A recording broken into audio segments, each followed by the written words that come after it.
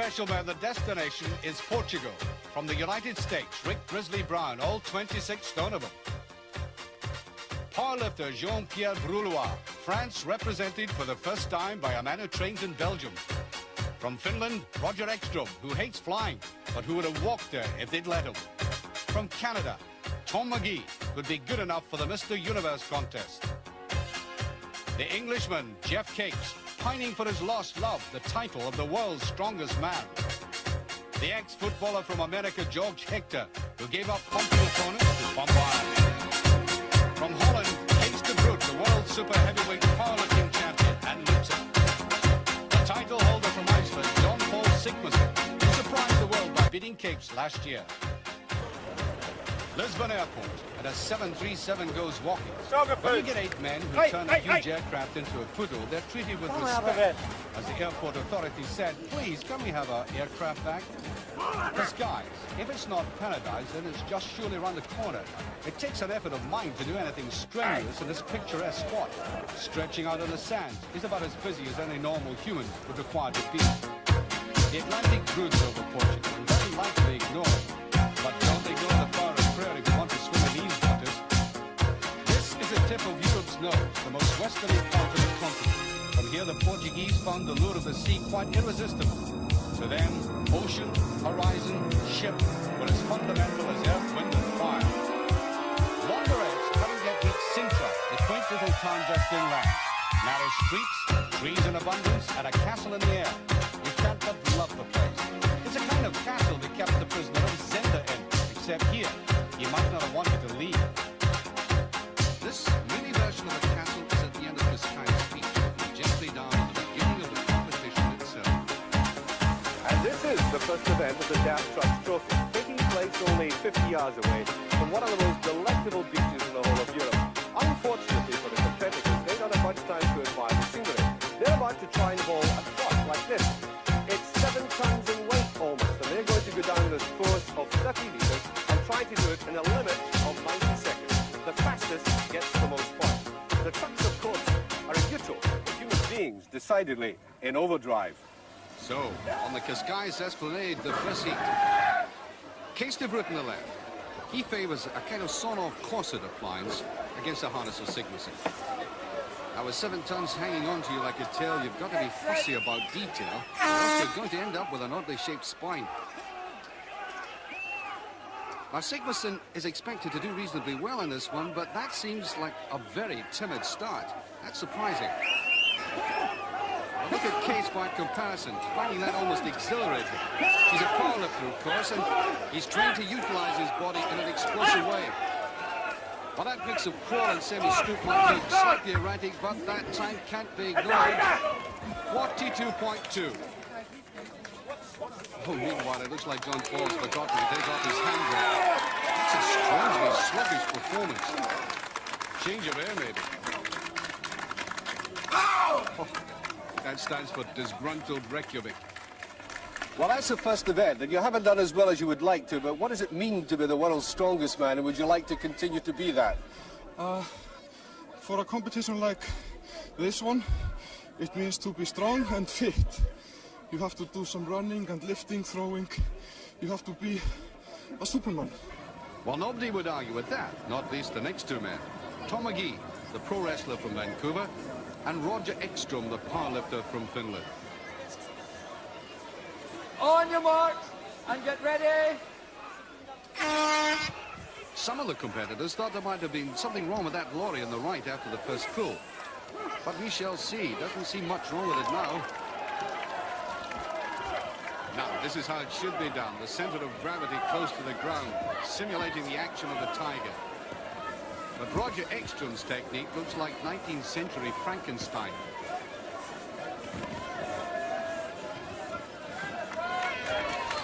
McGee's previous experience of this event is now showing as he lunges at the line in 41.6. He's in front. Oh, it's been too much for Ekstrom, though. He didn't apply himself the right way, and accordingly he suffered. I wondered if Tom McGee's biggest motivation came from simply wanting the title. Possibly. But a lot of it's just thinking about the money, really. And that keeps it going. Yeah. Well, there's 3,000 pounds at stake as Grizzly shapes up looking like some new kind of American missile. His opponent, Geoff Capes, is in a mood you might describe as keenly determined. That means he's going to give his all from the start.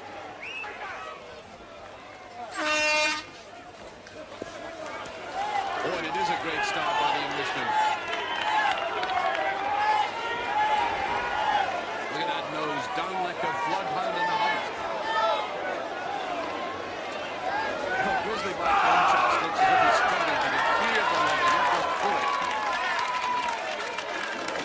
That's an astonishing performance by Capes.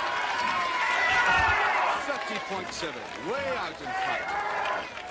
Well, in spite of having a 3-stone advantage over Capes, Grizzly, the pro strongman from Northern California, simply cannot generate the pace. And is he glad that's so? Well, Geoff's time is going to take some beating, and you get the impression he deliberately psyched himself up for it. It's in fact a benefit to be angry. Well, it helps, I think. You know, if you're a boxer and go into a ring happy and want to wave at your mother, that's another thing. But if you want to go in and kill the bloke, you've got to use that adrenaline, killer instinct, the venomous sort of attitude to really sting it. So in a sense you put technique... Total effort. Well, total effort. Yeah. Technique was well done, the priorities there. No, I think my technique is pretty standard over the last 10 years. And it's just a question of applying all the force and aggression as I possibly could muster to assert position. I hope, well, I don't know the times yet. Well, yours are the fastest at the moment. Okay, so... you know, I've got a couple of week events in this championships, and so this has got to be good.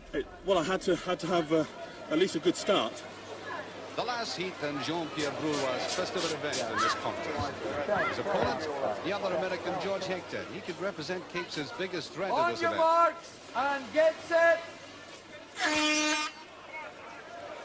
Now remember, Hector on the left is a champion powerlift, and he looks very well proportioned and suited to this task.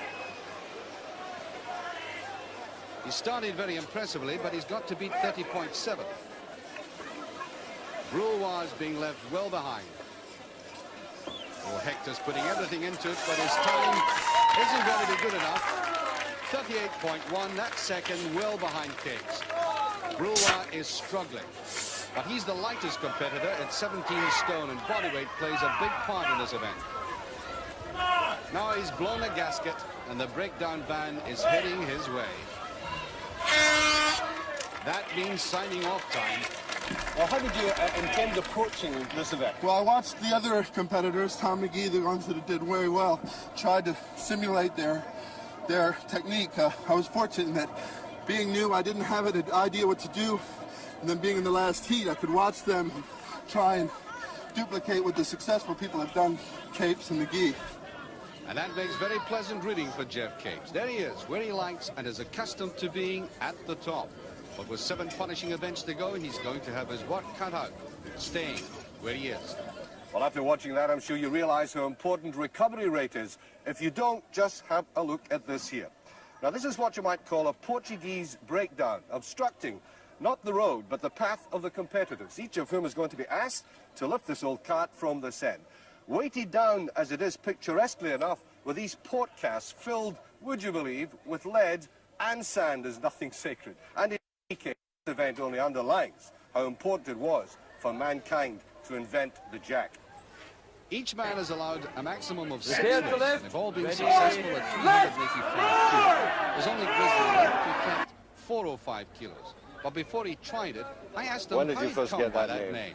Well, I was a little kid. My dad named me Bear because I looked like a little honey bear. But when I won the U.S. Heavyweight Championship, I had to change it around to Grizzly because Bear sounded too passive. And a grizzly is the most ferocious animal on the North American continent, and that I am. Well, they couldn't call you honey bear. No. I don't look too sweet. But, you know, he's really to everybody's taste, so long as you keep out of his way in the ring. When he does them over in wrestling, they need a panel beater to put them back into shape. But it's concentration now as he prepares for his 6th and final lift. The target, 405 kilos, or put another way, 893 pounds. You really snort at it, don't you? I love it. I love to snort. Love to growl. It's in my nature. Don't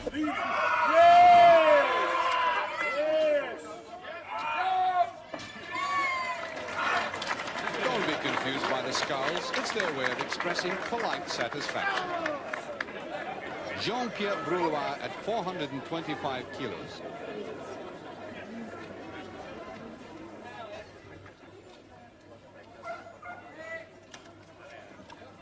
Ah, sacre bleu. In this company, even a 17.5 stone man can look like a little boy lost. Geoff Capes. Now, he always approaches this task like a man about to lapse into meditation. He's attempting 445 kilos, or 981 pounds, in his fifth lift. They bind his hands to the bar for a better grip. That way they can safely slap you in the face and get the blood boiling.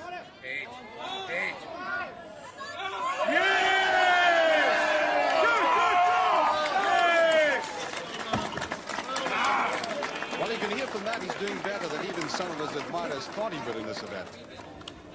Now for powerlifter Roger Ekstrom. More weight's been added, and he's attempting 465 kilos, 1,025 pounds.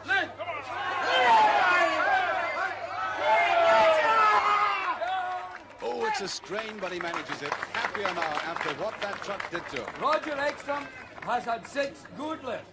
The powerlifters might in fact be very surprised at how well this man, Geoff Capes, is performing. He's decided to go for his 6th and final lift at 475 kilos, 1,047 pounds. Now he knows that if he can get this, he'll be guaranteed 4th place. Right back. Use your head. Head and legs. Roll over your head. Roll!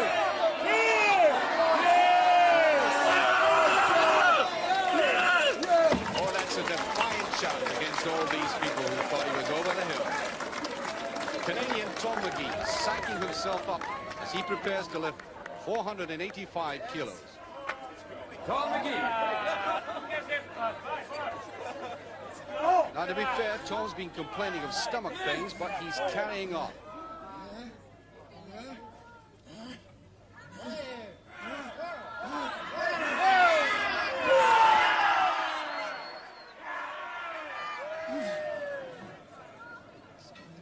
You gotta have a team. Get on now. Get on now. Ah!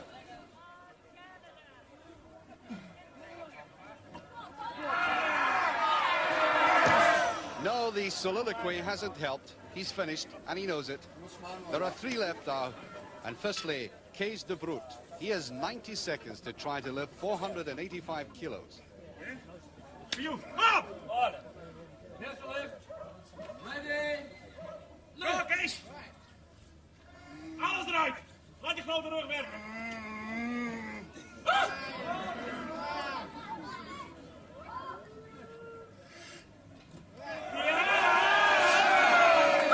Oh yes, there was a great deal to spare there. You get the impression there's a lot left in that man yet. Now the champion, the man with a built-in megaphone, Jón Páll Sigmarsson.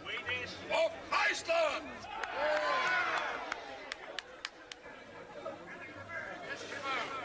Some very brave person in the crowd has actually called him an Eskimo. And he's heard that remark all right. I'm not an Eskimo, I'm a Viking!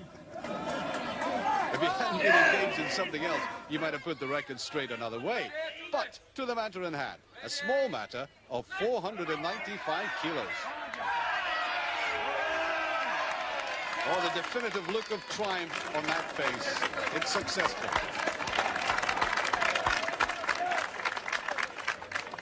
George Hector from Maryland. He was beaten recently by Kees de Bruyne in the powerlifting championships in Helsinki. And the possibility of revenge might stiffen the sinews. The target, 515 kilos.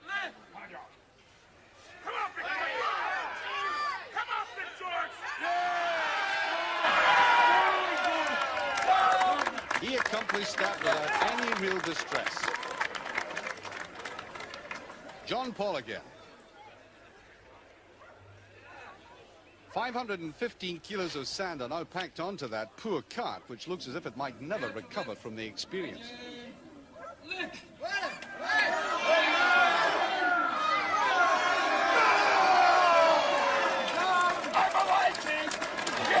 was also a bouncer in a disco in Iceland, and we have to assume it was a very well-behaved disco indeed. The weight has changed, the Dutchman hasn't. His stolid, dour approach makes him at times appear mechanical, but also very self-assured. He has a cruel and sadistic 525 kilos, 1,157.5 pounds to cope with here.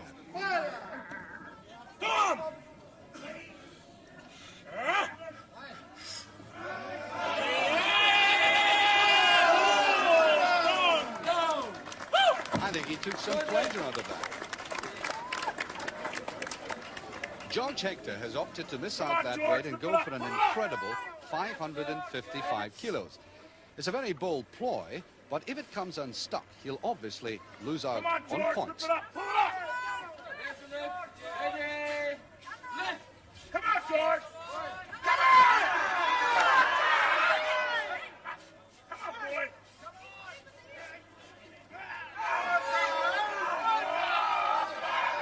Well, it's clearly well beyond him, and George's gamble hasn't paid off.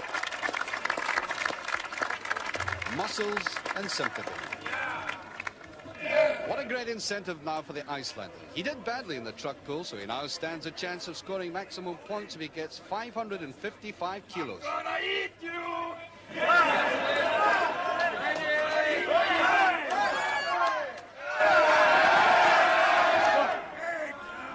Lift your head!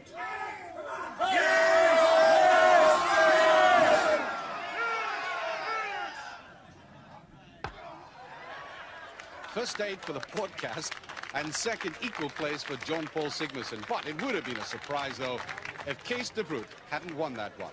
He takes a maximum 8 points. Hector and Sigmarsson a point and a half behind, but very significantly, Capes hasn't allowed them to go too far away. These 5 points will come in very handy. And overall, Hector has edged out in front by that fraction. Capes and de Vroet are linked together, but Capes' great rival Sigmarsson is an unusual 4.5 points adrift of him. You want variety? Well, we've certainly got it. You've seen great strength in the powerlifting. Now we have strength and mobility and speed all in the one in this, the second barrel race, where the athlete takes the 80-kilo bag of sand, puts it on the shoulder, goes down the 50-meter course to the wheelbarrow and goes back for more. Now, this makes tremendous demands on the heart and lung, and therefore, it is no softening of the event to have this pure oxygen. So do not be at all surprised if even the biggest men eventually have to do this. And so in perfect weather, we await the first heat between Tom McGee against Grizzly Brown. And get set. Oh, McGee started as if he's come out of the blocks. Grizzly seems to be playing the marathon game, pacing himself. Well, I don't know about yours, but our Coleman never went that fast.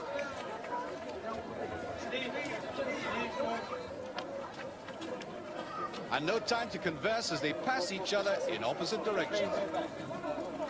Grizzly's huge girth simply isn't meant for such speed. Well, the man's looking white around the gills, but Tom's virus hasn't prevented him from turning in a reasonable time, 42.6. Do you think Grizzly's feeling it out there?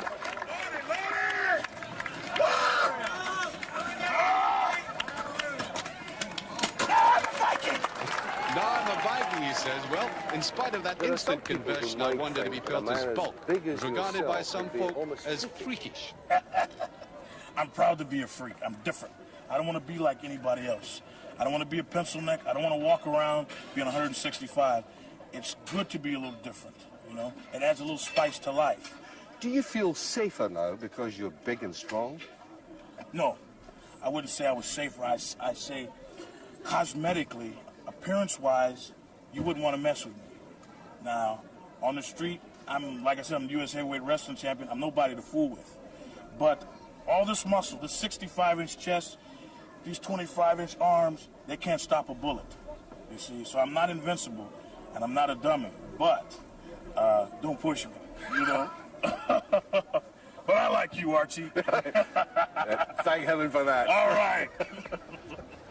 Now, these two will really be trying. George Hector on the left and Geoff Capes on the right.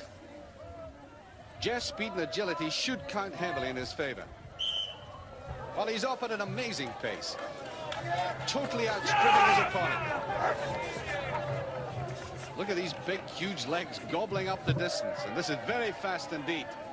But now for this trying return journey.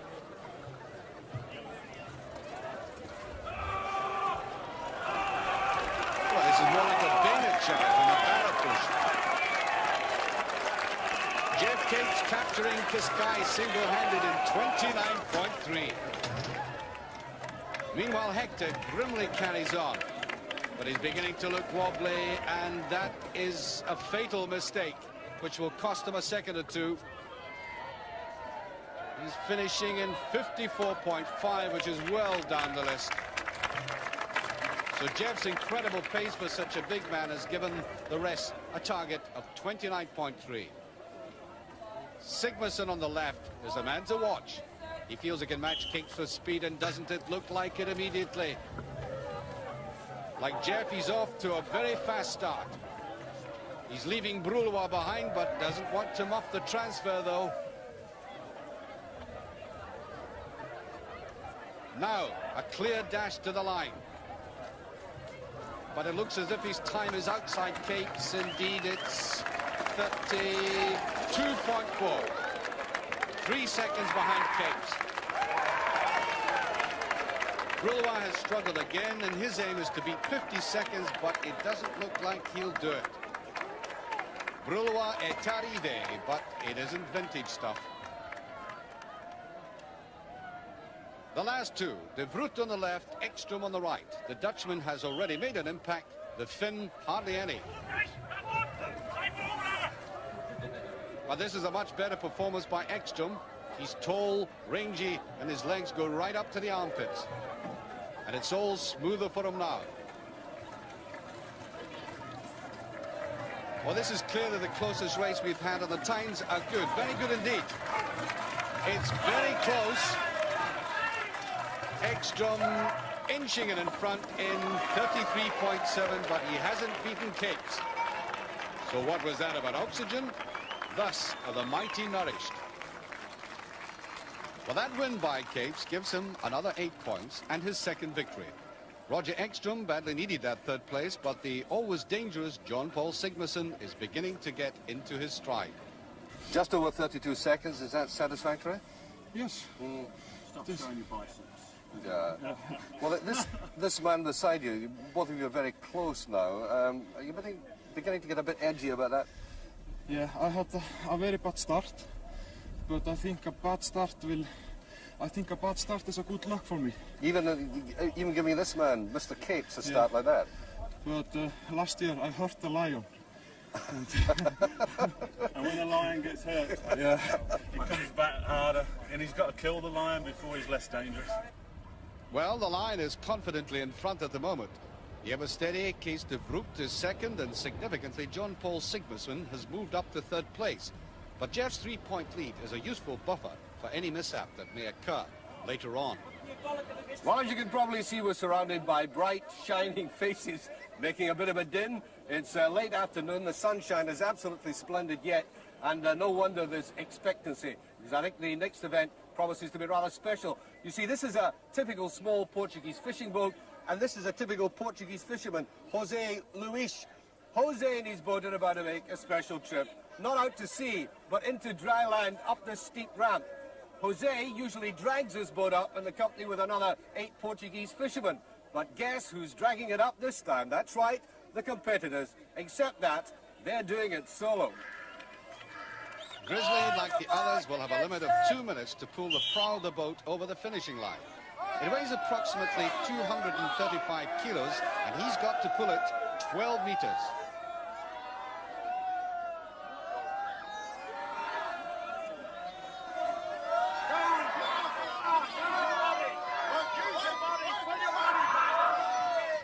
Well, this giant, using only his little finger, has actually pressed a man overhead, weighing 11.5 stone. But he's finding it difficult to transfer these abilities to an entirely different sort of challenge. He's a bit like a man struggling for the first time with a foreign language. But he's not alien to the Portuguese. His fan club has no constitution, they simply turn up and love him.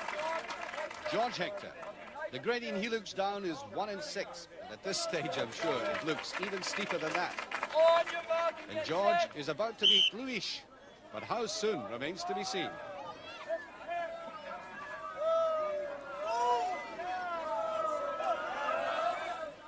Well, he's developed a very smooth rhythm, and that is a must for a continuous pull.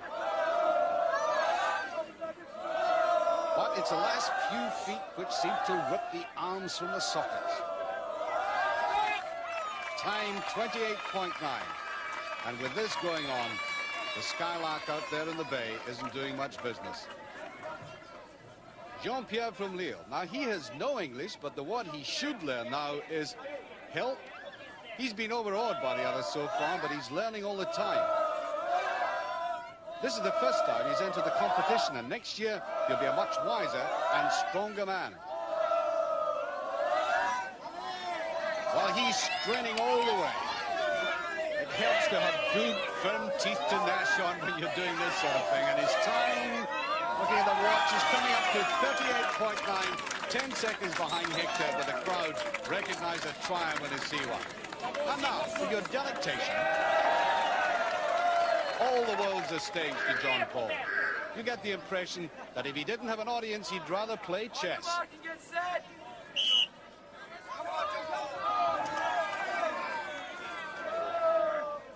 Well, he's obviously done this before. Which Icelander hasn't? It's a firm, steady, remorseless pull, and visibly faster than any of the others. This is a crucial bit now. Straining at it as well, but confidently so. And it's coming up to the finish. It's 20.1, and that puts him well in the lead. That's a triumphant shout that the crowd are now accustomed to. It's time for a lap of honor. You get the impression he's modestly satisfied with that. And now for the contrast. Kees de Vroet, a very serious man. Somehow you get the impression he would smile only after a local anesthetic. But he doesn't mess about, and this is looking good.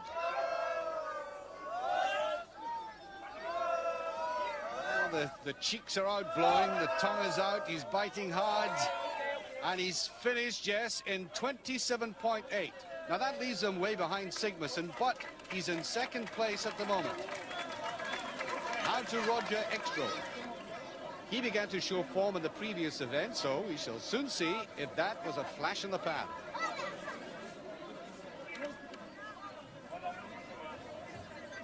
The big man is finished by birth, but lives in and competes for Sweden, but bemoans the fact that his country doesn't properly recognize his achievements, which include 4 powerlifting titles.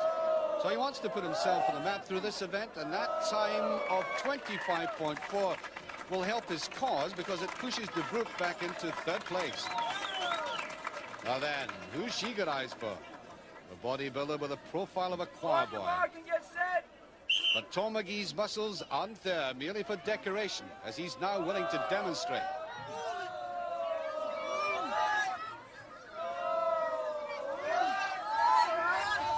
Alas, the lad has been suffering from that virus, and while the spirit is willing, the flesh is distinctly weaker than it ought to be. He really is going to the limits. That last pull, Sunday giving him support, and the crowd pull harder. Tom, he's done it, he's finished 44.3. And I can assure you it's a virus and not the local veno collapso that's made him like that. Next competitor is Geoff Capes of England. Geoff's versatility in the application of his strength has been the envy of his rivals over the years, so that 16.5-foot fishing boat could be in for a quick trip. He has to beat Sigmarsson's 20.1. And at the moment, he's making that rope look like a piece of string and the boat like a toy. And that is approaching a very fast time, yes. Phenomenal, 19.9. And I wonder if Geoff realized just how quick he was there. Looking round for some confirmation. Oh, he's surprised. And over that profile of surprise are the results. It's Capes' third outright win, but yet again, Sigmarsson is just in behind him, with Ekstrom picking up another third place. But it did occur to me that with all these extraordinary demands being made on the body, was there not a persistent fear of injury? Well, I think you've really got to go back from my athletic career. I mean, don't forget, I've been competing since I was 6 years old. I'm now 36 years old. And I've been at it for 30 years. And apart from the obvious niggle, muscle pull and such like, I haven't really been injured at all. I've been very, very lucky, touch wood. And, you know, the guys know what it's all about. They know what they're doing. They're the best in the business. And if you do know what you're doing, then there's no problems at all. A glittering end to the afternoon. That 5.5 points gap is looking quite unassailable at this stage, but you can never discount the younger man in second place. But there's not much time to reflect before the next event of the evening. As not for whom the bell tolls, it tolls quite obviously for the 8 gentlemen who are about to perform other feats of strength in front of this attractive town hall. This is called a bell hold, each bell weighing 12.5 kilograms. Now, we've already observed some pain in some of the events previous to this, but nothing so acute as you're now about to observe. What kind of pain? Well, supposing you're on a family holiday, lifting suitcases, the arms almost falling off, and the wife says, hold them out flat until I powder my nose. That, I think, is the pain of the bell hold. Hector first. Go! Now, what you have to watch for here, a little telltale tremors along the arms. That shows the start of the weakening. The arms must not fall below the starting level. And trying to keep that level is what very quickly induces the pain. The competition record is 58.5. Hector is beginning to quiver and to struggle. Down it goes at 45.9. I think he's relieved it's all over. Now, this is the event which Geoff Capes fears more than any. An old shoulder injury has weakened his capacity to keep his left arm horizontal. He knows he'll be in for painful seconds.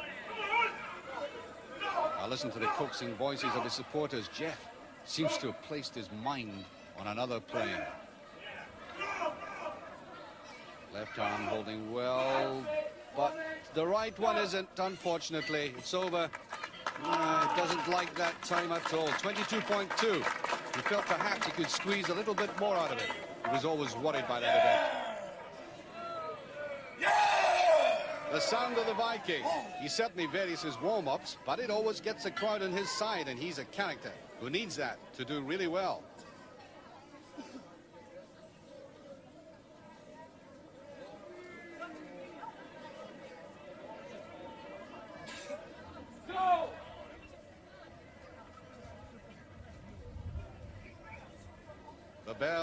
The bells, watch them. He has them well steadied at the moment, and he's biting deeply into the time.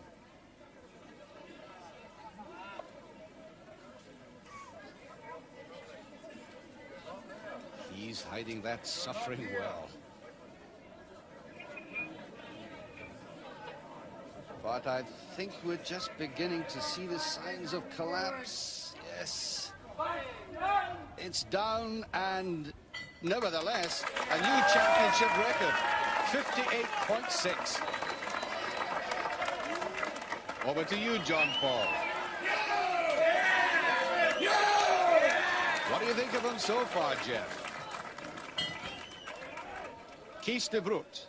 Now, if powerlifting means anything at all, it means powerful arms and shoulders, and he is a world champion, so he ought to be able to hold out here. His very impassive nature breeds deep concentration.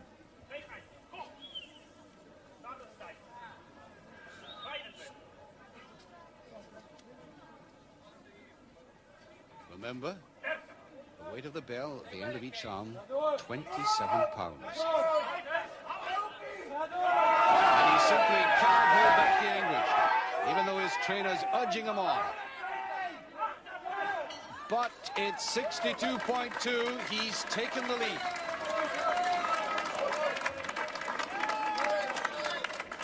And now the Californian who's put a smile on the competition, the gentle giant. Grizzly's been privately upset that he hasn't really given a true account of himself. But with these arms, which look as though they've been tenderly packed with iron filings, anything might be possible for him.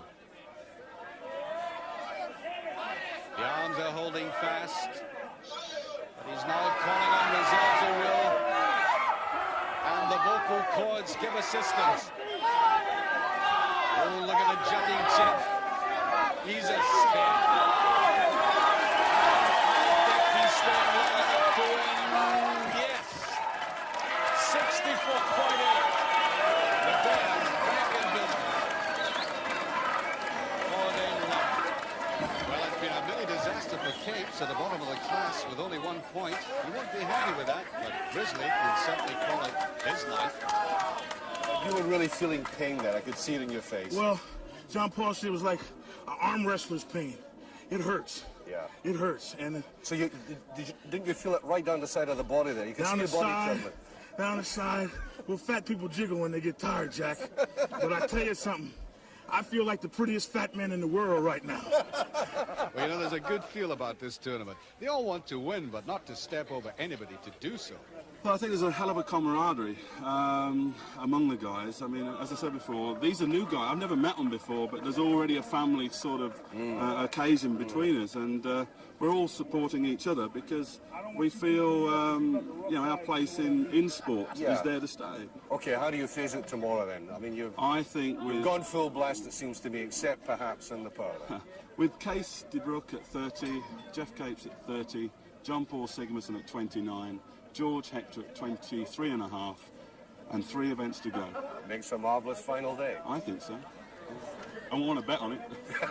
Well, not surprisingly, as only half a point now separates the first 3.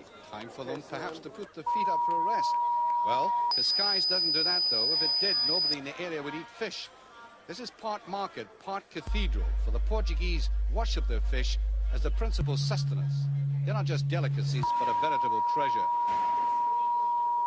And I doubt very much if even Grizzly would come off best in haggling with this lady. Her tic-tacs are like karate chops. The Portuguese are charming people, but you mustn't rush them. In Spain, it's always mañana, mañana. In Portugal, that can be considered in decent haste. But the following morning, everybody was on time. Well, I'm standing beside some of the most famous kinds of casts in the world. Port casts. This smaller one, 80. This one, 120 kilos. You can get enough port in here to give the whole of London a hangover for a week. And the competitors are going to be asked in this next event to lift them from the ground straight above their heads. And everybody is saying that if Geoff Capes does well in this event, he could go on and win the title. Because these are filled with sand and water. And for a lifter, compared to port, that's a much more lethal cocktail. But I wonder if the men really relaxed the previous evening. Did you worry about it last night at all?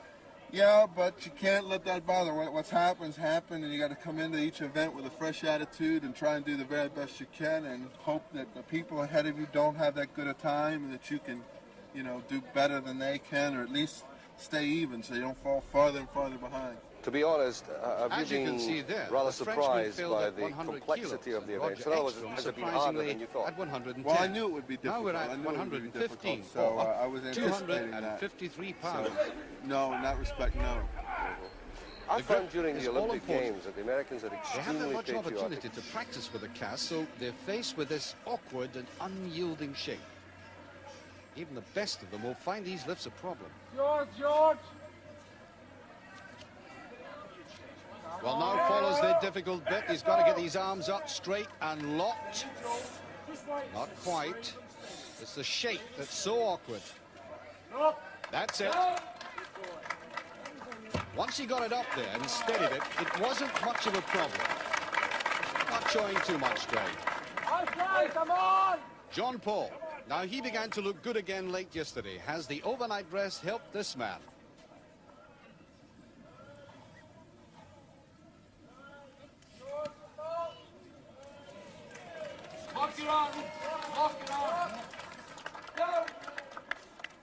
Well, the referee slightly surprised him by asking for a straighter arm. But Sigmarsson truly had no real problems there. That little girl looks utterly bewildered. De Broek. He should treat the weight with contempt, but perhaps not the shape.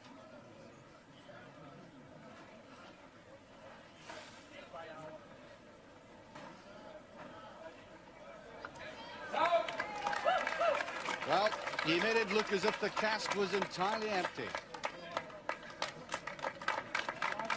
Don't be fooled by that look. He's happy at his work. From Vancouver, British Columbia, Tom McGee.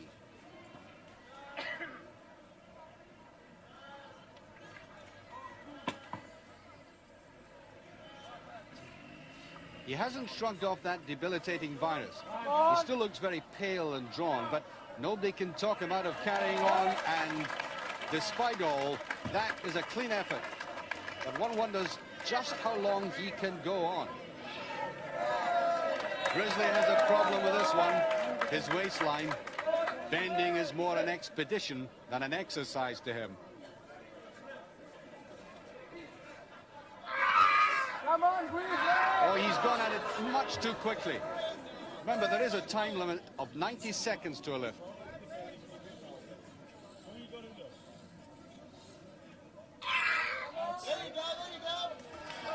Now he's got it.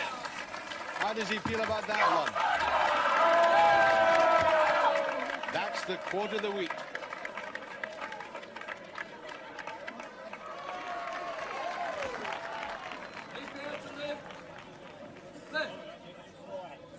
Capesy. The big man's dignity was slightly mauled by his failure in the bell hold, but by the look on his face, he's going to eradicate the memory right now.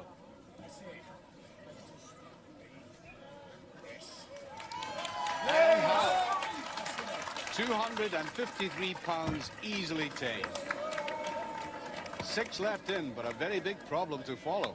Well, Grizzly, obviously everybody's a bit concerned because we're now up to the cask of 120 kilos, and the sheer size is causing a bit of apprehension. Well, I don't know, but I'm looking at it and I'm wondering if I'm going to try that. It's a little awkward.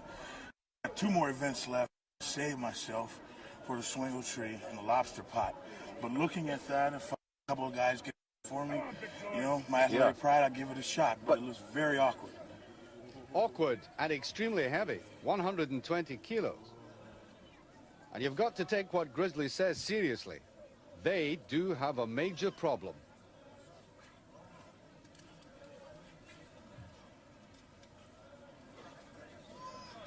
Come on, George! Let's go, big guy! Well, it's now beginning to look more like a wrestling match than a lift.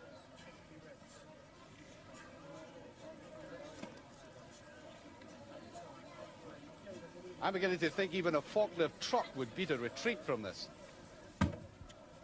No, it simply won't go. But there's no disgrace in that. It was the shape that beat him. However, George is an experienced lifter, so does he think it's at all possible for anyone to lift him? Jón Páll or Geoff may be able to do it, Tom, but it's just too big for me. Yeah. If I got it, the weight is not a consequence. Yeah. When it's distributed like that, I can get it on my knees, but I can't do anything under it to put it over your head. Do you think it might have been fairer to have had an increased weight in the smaller cask? But they won't contain it. The weights they're putting inside, they won't contain it. They need a much denser material. Well, let's have a look at this one. Now, what's he trying to do, George? Well, he's going to have to get it to his chest first. He may be able... it won't be easy for whoever does it, but... Yes! All right. Iceland! Iceland!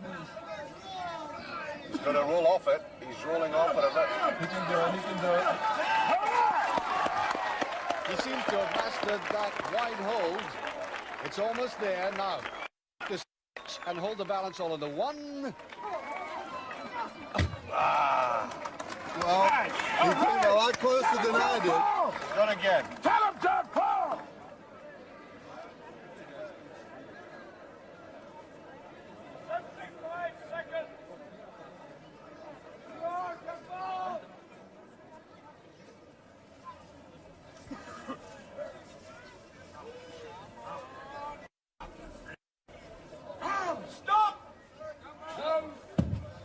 No, even for a Viking, it's beyond mastery. Oh, well. There's almost an indignant look on his face. All right! He wasn't all that far away from maximum points, but his admirers can forgive the odd lapse. Geoff can't be too confident after having watched Jón Páll. Now, He's going to have to remember that there are 2 other events to come. He doesn't want to overdo it and get nothing out of this. Come on, Geoff. It really is a monumental effort.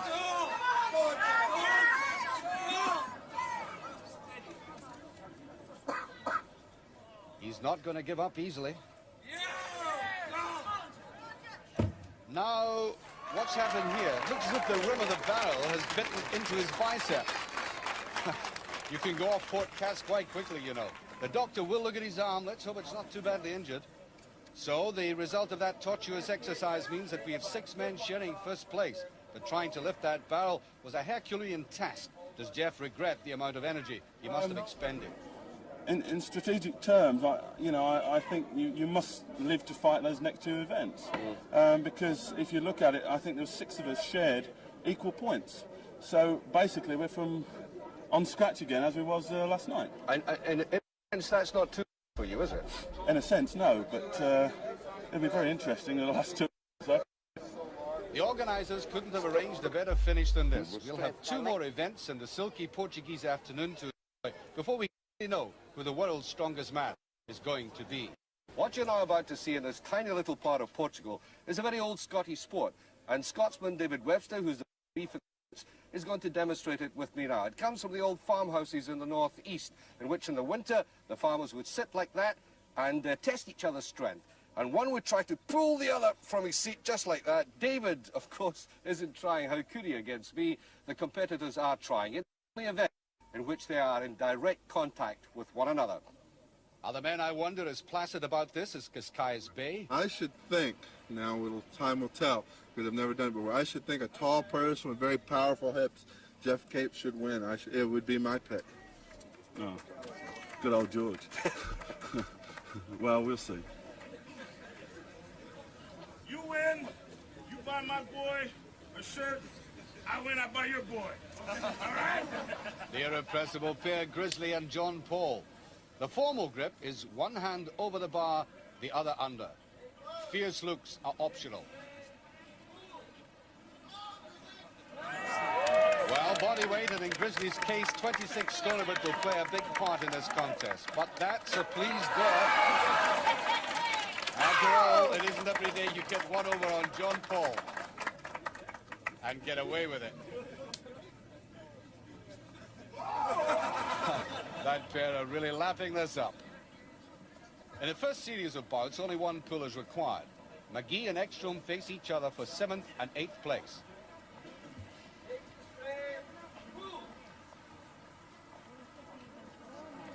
The Finn wins comfortably and collects himself 2 points. Taking up position, Hector and Broulois. The American distinctly favourite to win 5th place. And very promptly proves it, although he doesn't like the 3-point landing. In the round-robin series of bouts, each one has a chance of coming back after a poor start, like Jón Páll, who despite his first defeat has an opportunity to get 3rd place. Which he does against a surprise De Vroet, and that could be costly for the Dutchman. The final, California against Lincolnshire, the best of 3 pools. Capes whipping the bar quick. He doesn't know what happened. Capes up. Well, Grizzly does have another chance, and Jón Páll is turned unpaid cheerleader.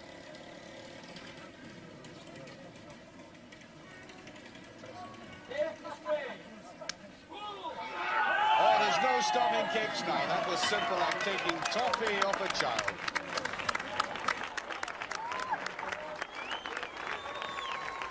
It's his 4th victory, and the big man knows now he is poised to regain that much coveted title. He's edged further away from the Icelander and the Dutchman.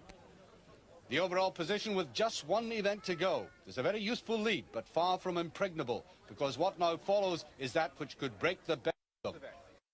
We've been dealing with athletes who are obviously highly fit, highly disciplined, and who spend a great deal of their time devoted to ensuring that their body fitness is almost perfection. Now, that makes them highly competitive. We've seen that. But what has shone through as warmly as this Portuguese sun has been their humanity. I don't think I've ever experienced such a spirit of cooperation between such a tightly knit bunch of athletes ever before. But no cooperation on this next event, the lobster pot race, weighing 25 kilograms, packed with stones, and what the athletes call, affectionately, the killer event. This particular form of torture consists of running up the steep ramp from the boat to the lorry 30 meters away with 10 pots. You will observe that Grizzly has turned tourist. This most amiable of men has decided he's enjoying life far too much to try to drag any more speed out of that 26.5 stone torso of his. So why not just keep Tom McGee company? See how stylish Californians enjoy a walk in the sun. McGee has heard of the tortoise and hare story. He cares not a jot for the moral. Because the bear is content to let folks see how 26.5 stone might handicap you when it comes to slopes and lobster pots and speed. But as a lovable human being, not one jot. McGee could turn out to be a very important man in this if his time is fast, which it now promises to be. But he's finding out the nature of the beast. The hill and the lobster pots are beginning to take their toll. That initial drive's gone. He and his virus are struggling the last few spiteful yards. At that time of 2 minutes 3 seconds could set Capes a problem if he fails to reach his true form. And it's a brave effort from the Canadian. Perhaps Grizzly thinks he should now audition for Superman 4. Kees de Vroet and George Hector have decided on an entirely new tactic. What they're doing is assembling the lobster pots at different levels on the ramp before they fill the lorry. Different, but I wonder if it's really all that effective. There's no rule against it, only the timers. Look at that pile he's got to put up with. And they're not really making any great impression. One more last heave from de Vroet. Up it goes, and he's finished in 2 minutes 39 seconds. A very good time indeed. Well behind McGee, but well in front of the oxygen mask. All that suggests that unless Capes performs tragically, he'll win the title. He needs to achieve a time faster than McGee's. Jón Páll himself is prepared for a final flourish. And in a sense, there's a personal duel going on here outside the title itself. The 25-year-old Icelander has become a great friend of Capes, but the Englishman will never forget how he lost this title and how some people automatically assumed he might be over the hill. He's not, and he's out now to prove it not only to others, but even perhaps more importantly to himself.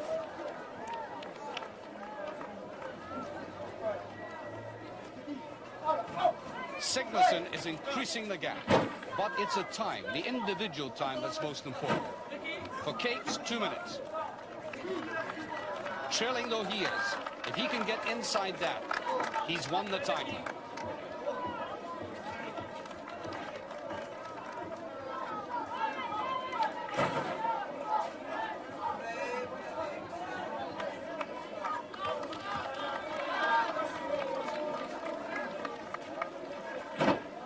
Capes is pacing himself as if his body clock is telling him that everything is on schedule. It's all now a very hard grind. And beautiful sands become a pestilence as the legs tire and the wobbles spread from the knees up through the body. But he has to be steady now and do nothing silly, like drop one of these pots.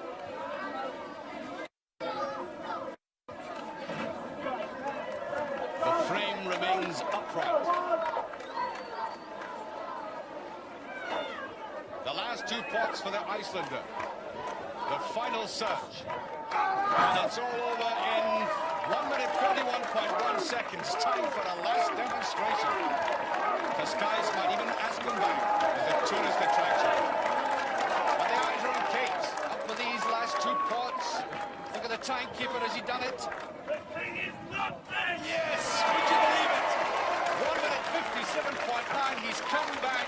Second place enough. Title his again. The one he nearly loaned out for the year to the man who sportingly raises the arm of the new champion. So as the celebrations begin, confirmation of the last event. Tom McGee salvaging his pride with a hard-won 3rd place, which acted as Geoff's target time. The proud Sigmarsson abdicating the typically final defiance. How did he feel when he heard Geoff shout, "He's not dead"? He was never dead, but I took his crown for 1 year, and I will be back for my crown, because I'm a Viking warrior. I will always be back. Grizzly's not a Viking, but he'll be back because he likes being with the greats. I think Geoff Capes is one of the greatest strongmen to ever live. You talk about durability, you talk about Geoff Capes. You talk about a man who has endured and who seems to get better with age, like a fine wine. It's Geoff Capes. The consummate professional. When I needed advice, I went to Geoff Capes. I went to Jón Páll. These men are great stars at this. I'm a great star in my business. I'm a great strongman, but I'm also learning. Geoff Capes is the Muhammad Ali of strongman. I don't think you could put it any better, could you? I couldn't put it no better. So is this really the ultimate for Geoff? How much longer do you want to keep on going in this particular event? It's a good question. Obviously, like at the moment in time, I'm very tired, and until next year. But I'll have a good long rest. Well, there have been some suggestions that once winning this again, you've set your sights on it, that you would quit at the top. That old phrase. Yeah, I quit at the top in athletics, and give me a couple of 3 weeks to think about it. I'm still not sure. Obviously, after winning it again, it's another year is another title. But so what you're saying, coming up there, getting it and winning the title again, has rekindled the enthusiasm. Yes, it has. You know, it's like having a couple of years in the wilderness and coming back again. All right, come on. If you could possibly give me an answer.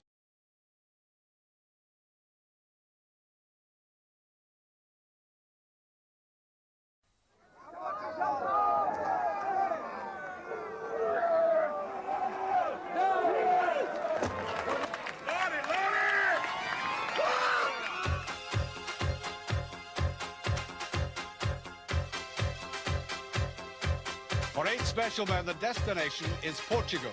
From the United States, Rick Grizzly Brown, all 26 stone of them. Powerlifter Jean-Pierre Broulois, France represented for the first time by a man who trains in Belgium. From Finland, Roger Ekstrom, who hates flying, but who would have walked there if they'd let him. From Canada, Tom McGee would be good enough for the Mr. Universe contest. The Englishman, Geoff Capes, pining for his lost love, the title of the world's strongest man. The ex-footballer from America, George Hector, who gave up pumping opponents to pump iron. From Holland, Kees de Bruyne, the world super heavyweight powerlifting champion and loser. The title holder from Iceland, Jón Páll Sigmarsson, who surprised the world by beating Capes last year. Lisbon Airport, and a 737 goes walking. When you get 8 men who turn a huge aircraft into a poodle, they're treated with respect. As the airport authorities said, please, can we have our aircraft back?